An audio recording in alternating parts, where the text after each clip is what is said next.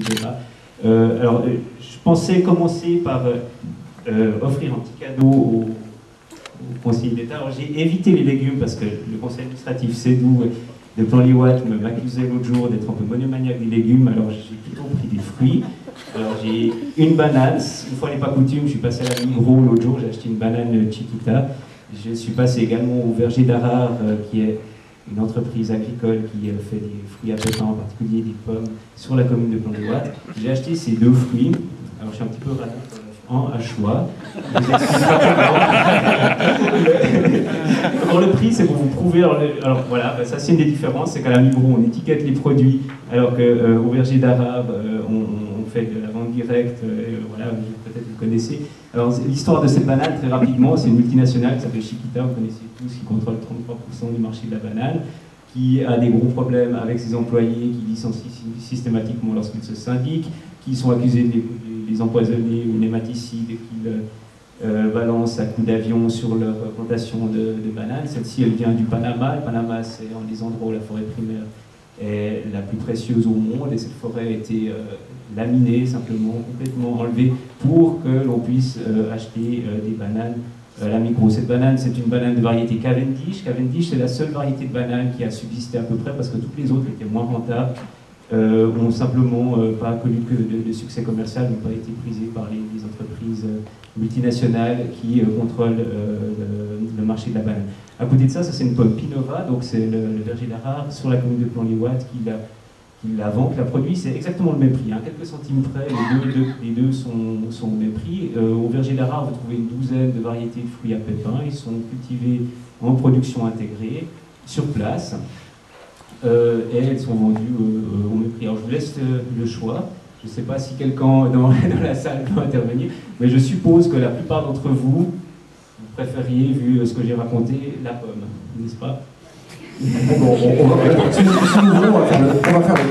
faire le test. Hein? Qui prendrait la pomme? Levez la main. Ouais, la pomme. Voilà. Qui prendrait la banane?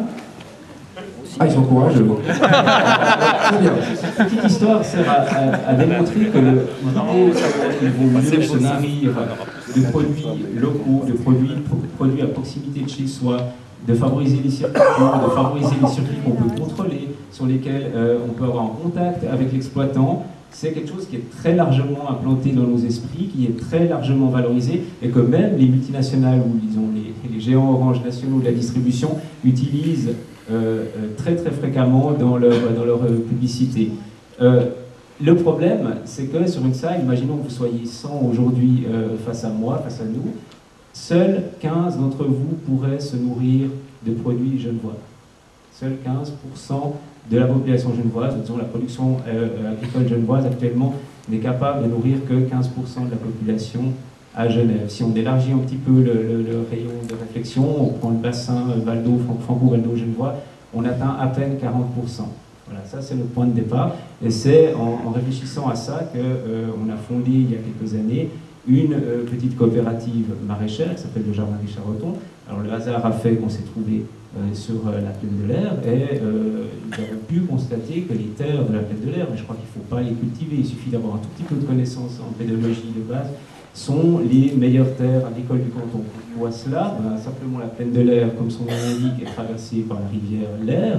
Cette rivière charrie des alluvions depuis des millénaires dans cette zone-là. Ces alluvions ont formé une plaine, c'est-à-dire une zone plate.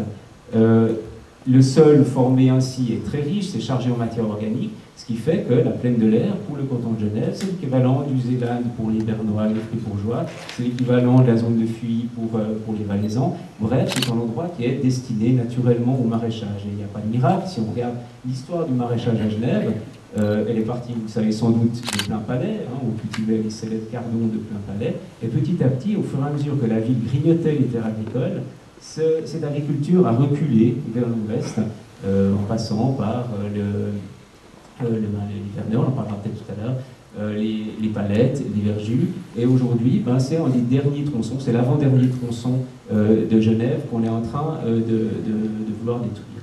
Alors, cette réflexion-là nous a incité à poser la question à la population genevoise du modèle agricole, non pas qu'il souhaitait idéalement, parce que vous avez répondu à la question, vous souhaitez consommer des produits locaux à une très très large majorité, mais passer peut-être de l'idéal, de la parole au fait, et se dire, voilà, effectivement, il y a des avantages et des inconvénients, mais en l'occurrence, ce qui est le plus important, c'est de pouvoir garantir une production alimentaire de proximité, de qualité, de pouvoir garder le lien entre les consommateurs et les producteurs. Dans ce sens-là, on a tout d'abord lancé cette coopérative maraîchère. Alors, on est ici invité pour le Parti libéral, donc on va essayer de s'adapter au vocabulaire local, en quelque sorte. Alors, je suis un jeune entrepreneur, j'ai lancé une start-up il y a 4 ans. C'est une start-up qui sans aucune aide publique, ça c'est très important, n'a jamais généré de déficit. On a une liste d'attente, un carnet de commandes, faudrait-il dire, qui est énorme. Ce qui fait qu'on a une sorte de success story entrepreneuriale qui devrait quand même susciter plutôt de l'intérêt, voire une certaine reconnaissance, parce que contrairement à un certain nombre d'entreprises privées, on s'est structuré sous forme de coopérative à but non lucratif, et c'est peut-être là que se trouve la différence. On fait partie de ce qu'on appelle l'économie sociale solidaire. Je suppose que vous avez lu un petit peu à ce propos, c'est quelque chose, c'est un terme qui est relativement en vogue ces temps. On emploie 4 personnes, on verse des salaires qui sont supérieurs aux salaires habituels dans la branche, on ne génère aucun déficit comme je l'ai dit. On a pour but essentiel de servir les gens qui sont coopérateurs chez nous. On n'a pas pour but de grandir, on n'est pas des fanats de la croissance, au contraire, on a envie de produire un service de qualité. Et sur cette base-là, on s'est dit que cette zone était idéale en termes de proximité du centre. C'est vrai que c'est pas loin du centre, en termes de demande de la population, parce qu'il y a une demande énorme pour ce genre de service.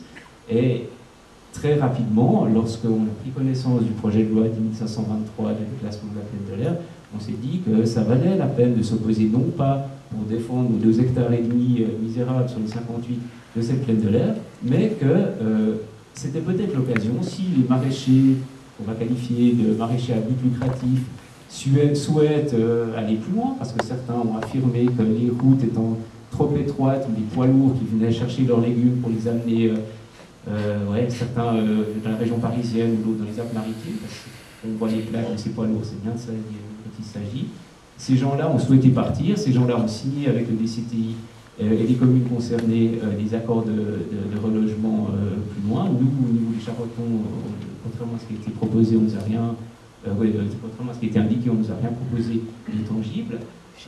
Eh bien, nous faisons la proposition que cette zone de la plaine de l'Aire serve de pépinière d'entreprises à but social et solidaire, pas uniquement de l'agriculture, on peut imaginer loisirs verts, on peut imaginer la formation, on peut imaginer plein de propositions qui permettraient aux habitants de Pont-les-Ouates, aux habitants de Fourfignon, mais de toutes les communes de l'Ouest genevois, de continuer à profiter de ce poumon de verdure, de cet endroit exceptionnel. Moi, j'ai l'occasion de m'y balader quasiment tous les jours, c'est entre mon lieu de domicile et mon lieu de travail, et je trouve que sans doute qu'on pourrait améliorer cette zone, mais c'est sans doute pas en la bétonnant.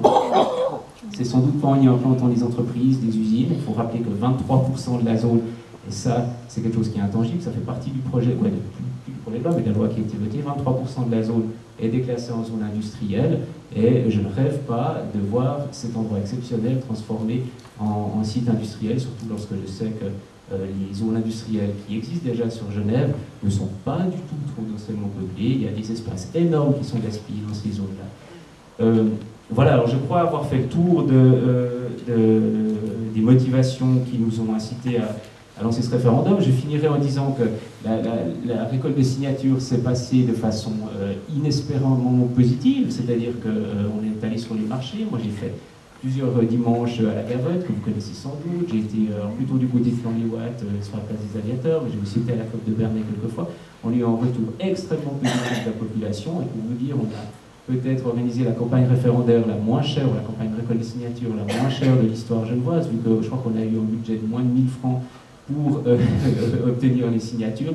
Et en 40 jours, je ne sais pas si vous imaginez, alors qu'il fallait en récolter 7000, selon la loi genevoise, on en a récolté passé 15 000, avec un retour extrêmement positif de la population. Alors, je signalerai, je n'ai pas fait le décompte sur la commune de Confignon, mais sur la commune de Plan-les-Ouates, on a environ un tiers du corps électoral de Plan-les-Ouates qui a signé le référendum. Donc, avis à ceux qui se présentent aux élections municipales ou administratives, mais ce n'est pas forcément en militant pour le déclassement du Cherpion que vous aurez beaucoup d'électeurs enthousiastes. Voilà. Merci beaucoup.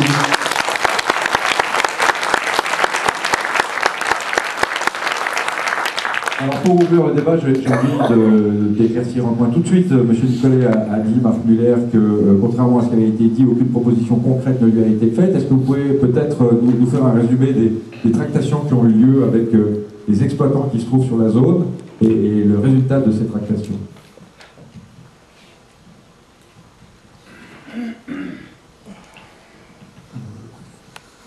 Je peux essayer, je crois que c'est une sombre affaire. Ah. Il s'agit d'échos, de discussions qui auraient eu lieu à l'issue d'une séance de préparation du projet. Je peux confirmer qu'il n'y a pas eu de proposition du département. Et d'ailleurs, les propositions dont il s'agissait à l'époque étaient des propositions qui émanaient, semble-t-il, des propriétaires du terrain.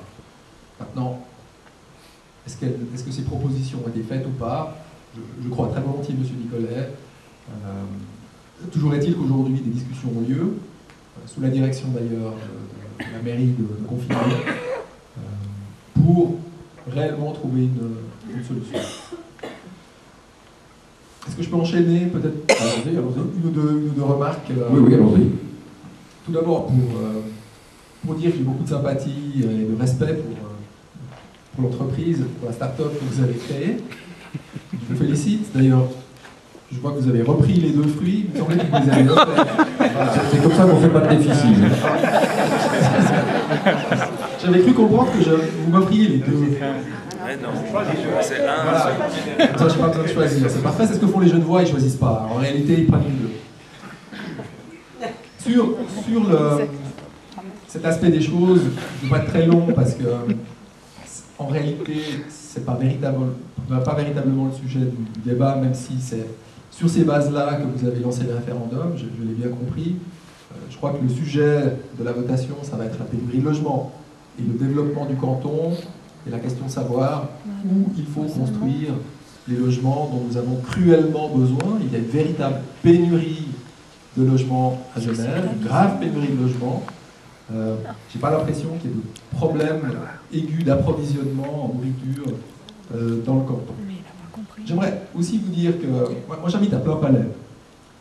J'ai sous les yeux, quand je regarde par ma fenêtre, la plaine de Plain-Palais qui, il y a quelques dizaines d'années, était un champ de cardons.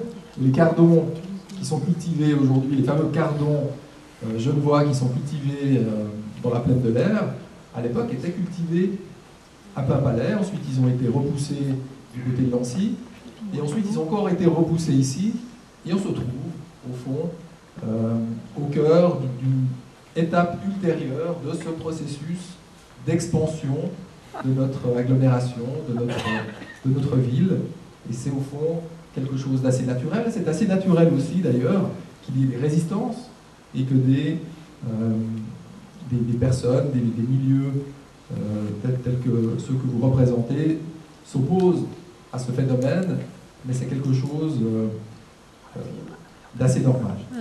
Ce que j'aimerais dire ici, c'est que l'enjeu, c'est la question de la réponse à la pénurie de logements et au développement de notre agglomération. Et moi, je suis assez frappé en vous entendant, mais vous aurez certainement l'occasion de reprendre la parole tout à l'heure, c'est de ne pas offrir de perspective en termes de construction de logements. Qu'est-ce que vous répondez à toutes celles et à tous ceux qui cherchent un logement? Vous en connaissez très certainement.